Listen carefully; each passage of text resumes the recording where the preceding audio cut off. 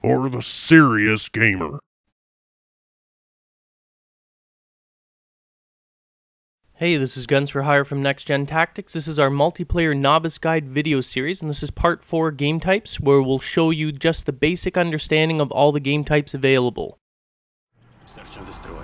Alright, the first game type we're going to show is Search and Destroy. This is my personal favorite. In Search and Destroy, there are 2 bomb sites, A and B, and you'll get to play defense and offense. If you start on defense, which is this side here, and you'll notice that by them being green, and it'll tell you, of course, your objective is to prevent the enemy players from planting a bomb at one or the other site. They will not plant it at both. That's demolition, and we'll show you that later. So you just need to protect that bomb site. You know, some of your teammates should be over at the other one, and some will be at A or B. Now, as I said, if you kill all the opposition, you win the round, or if you defuse the bomb, you also win the round. So, you know, there's a lot of argument in this game, whether you run back and forth, but you choose and play the way that's effective for you. Just make sure your team wins. That's the objective. Defend, and that's how you win this game. Now, if you're on opposition, which we're showing you here, your objective is to plant the bomb at one or the other bomb sites. Again, this isn't demolition where you have to do 2. It's only 1 bomb and only 1 bomb carrier. So once you're sure that the defensive players have been cleared, you want to plant the bomb. If that bomb explodes, then you win the round. However, if you die, or as I'm going to show you here, the defensive team comes in and defuses the bomb, which will indicate on your screen. When you see that red, that means that's where the bomb is. That's where you should be heading. If you're on defense and you see that red, head for it. Don't camp. Don't wait around. Your objective and the only way your team is going to win is if you get to that target and defuse it like this, and you win the round. However, if it explodes, the other team wins. Got it? Good. Let's move on to the next one. Alright, our second game type is Sabotage. This is where one bomb for both teams is centrally located. So both sides are going to rush to get this bomb, which is indicated that's neutral when it's yellow. If it's red, that means the enemy has it and you need to stop them.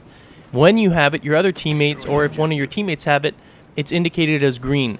And you need to escort that person to the enemy bomb site, which is indicated by red on the map. So regardless as to what map you play, all you have to do is head towards that red triangle or the red arrow, and that's where you're supposed to plant it.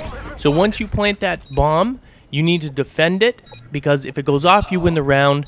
Now, the enemy players, this is, you're constantly respawn, okay? So you have infinite lives here. So you're going to keep on respawning, kind of like deathmatch. If the bomb is planted on your side, you will need to defuse it, and it doesn't take too long to defuse it because you have to defend it. So this is a lot of back and forth sort of running that we do here, and this is actually very commonly abused by players, and they don't really care for points because you can rack up a lot of points if you're not actually planting the bomb. The timer can go on and on. I mean, it's such a long timer that you can rack up a lot of kills. However, I play to win.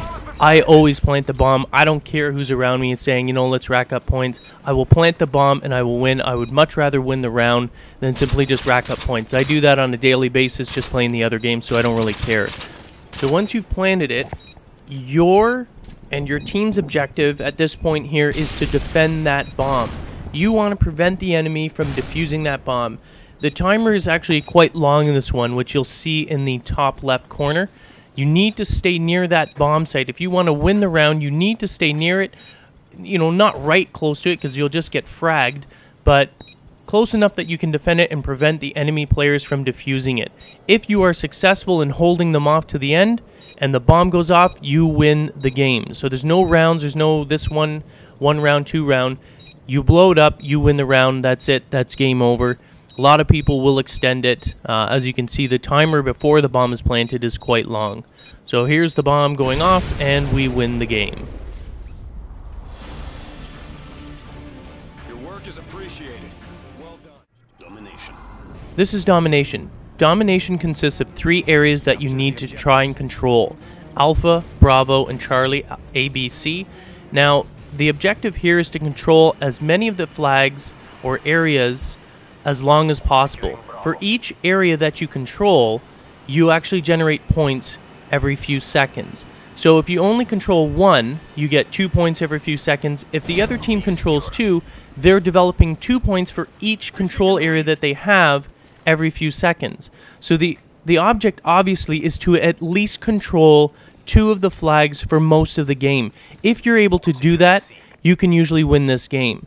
Now, if you get all 3, it makes it a little bit harder. You can't always control all 3, but it's always the thing that you want to do because it shows sort of domination, and it will rack up the points a lot faster. Obviously, there's a few strategies involved in this. We're not going to get involved. All you need to know is that you need to gain control. You get points for gaining control of the flags, but you also get points for defending flags. So if someone comes in the area and you kill them, you also get points for that, for defending that flag area. But you must be within the area. So obviously, once you gain all of those flags, you start accumulating points. Now as the opposition, which we're showing you here, now you'll see them all as red, which indicates that they're controlled by the enemy. You control them back just simply by being in the area. You don't have to press and hold anything. You only need to be in the area, and you'll see that because actually the position securing meter or whatever will automatically populate on the screen. So just get close enough that you start controlling it. Once you do that, you want to gain control of the game again. So while the enemy may have a lead for a period of time, if you gain control of 2 of them and they don't have that big of a lead, you can win the game. If you control all 3, then there's a good chance that you're going to obviously go ahead of them as long as you can get it long enough to catch up.